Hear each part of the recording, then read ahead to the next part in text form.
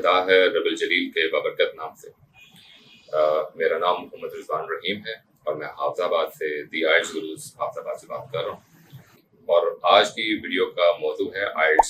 आइल्स के बहुत सारे मिथ्स हैं और कुछ चीज़ें हैं जो बच्चे बार बार मुझसे पूछते रहते हैं, तो I wanted to discuss those issues with all of you. IELTS जो है वो ये एब्रिविएशन है international English language testing system, और ये सिस्टम है बेसिकली डिज़ाइन किया गया है।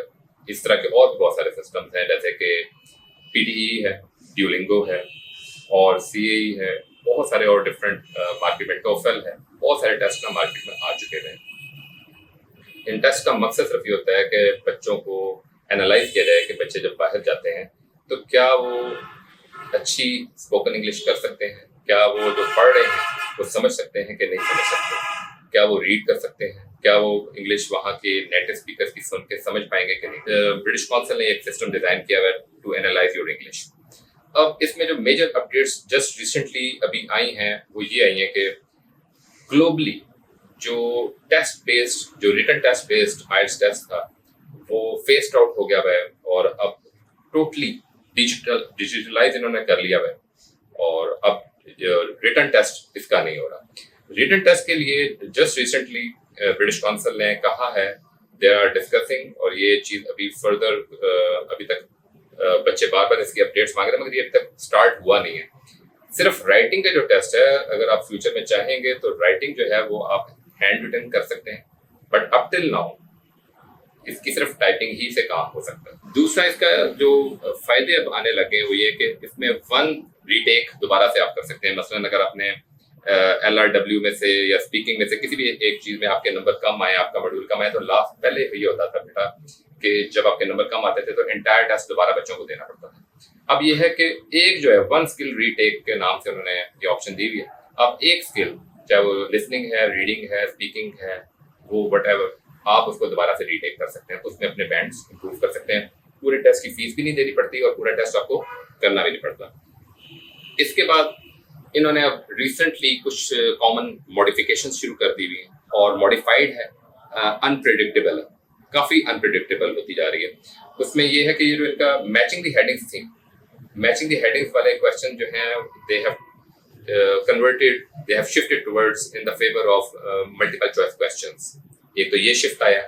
उसके अलावा इनकी राइटिंग के अंदर जो है अब ये मार्कर्स दे रहे हैं। जब आपने मैप वाला टेस्ट करते हैं टास्क 1, तो टास्क 1 के अंदर इन्होंने ऐसा करना शुरू कर दिया कि उधर ये एक मार्कर देना शुरू कर दिया कि यू आर हियर। ये बच्चों के लिए बेनिफिशियल हो जाता है कि बच्चों को मैप में पता लग जाता है कि वो कहाँ पर हैं। अच्छा, इसके अलावा कुछ कॉमन मिथ्स हैं तो उनको बस्ट मैं करना चाहूँगा, इनको कहते हैं myth busters. Common myth busters are IELTS do not require any particular accents, चाहे ब्रिटिश एक्सेंट है या अमेरिकन एक्सेंट है, they do not require any particular accents. What they are keen to see is how good you are in your pronunciation. Pronunciation is the key to success. आपकी vocabulary, आपकी pronunciation, ये चीजें matter करने वाली है। आप किस एक्सेंट में जाके वहां पे बात कर रहे हैं, गोना और वाना जो है इस तरह के अल्फाज यूज करने से आप बहुत ज्यादा अच्छे लगते हैं, इन चीजों से भी कोई फर्क नहीं पड़ने वाला। ठीक है। अपार्ट फ्रॉम दिस, दूसरी बात, बच्चों का ये क्वेश्चन बहुत ज्यादा आता है कि AEO के थ्रू पेपर दिया जाए या ब्रिटिश काउंसिल के जरिए दिया जाए। बेटा इससे भी कोई फर्क नहीं पड़ता क्योंकि आपका एग्जाम के स्किल के ऊपर इंटायरली ये डिपेंड कर रहा है। ब्रिटिश काउंसिल जो है ये टेस्ट जो लेती है, they are doing this with in the joint venture with Cambridge plus IDPs। तो ये किसी एक ऑर्गेनाइजेशन के अंडर नहीं है, तो इसलिए इसके रिजल्ट्स जो है वो सिर्फ एक जो कैम्ब्रिज है वो ही सिर्फ चेक करती है। इट डजंट मैटर कि आपने ब्रिटिश काउंसिल से रजिस्टर करवाया है या AEO से करवाया है। अलबत्ता although I'm registered with both the organizations, और मैं आपको ये बता सकता हूँ कि ब्रिटिश काउंसिल से रजिस्टर करवाने के आपको बहुत सारे फायदे हो जाते हैं। वी हैव द पोर्टल्स, अगर आपकी बुकिंग्स में कोई पोस्टपोन आप करवाना चाहें तो वो करवा सकते हैं। जब आप रजिस्टर करवा लेते हैं पोर्टल्स के थ्रू तो आपको ऑनलाइन वेबसाइट्स, आपको ऑनलाइन मटेरियल दिया जाता है, मॉक टेस्ट दिए जा सकते हैं, आप मॉक टेस्ट दे सकते हैं। इसका उन्होंने नाम दिया हुआ है IELTS रेडी प्रीमियम। तो जब आप बुकिंग करवा लेते हैं तो IELTS रेडी प्रीमियम के जरिए आप मॉक टेस्ट भी दे सकते हैं, आपको मटेरियल मिल सकता है, आप लेक्चर्स हमसे लें, पढ़ें और साथ में आप ये चीज़ें अवेल कर सकते हैं। इसके बाद नॉर्मली अगर आप ब्रिटिश काउंसिल से थ्रू रजिस्टर्ड होते हैं और उन्हीं के पोर्टल पे जाएं तो आपको एक्रीडेटेड इनके टीचर का भी पता लगता है कि कहाँ से कौन कौन से इनके एक्रीडेटेड टीचर्स हैं जिनको इन्होंने बाकायदा ट्रेन किया हुआ है। अल्हम्दुलिल्लाह हाफिजाबाद में आइल्स गुरु में बहुत सारे बच्चे जानते हैं, गुरु का नाम से मुझे पहचानते हैं, तो मैं इनका पिछले 10-12 साल से एक्रीडेटेड टीचर और मैं हाफिजाबाद में काम कर रहा हूँ काफ़ी अर्से से।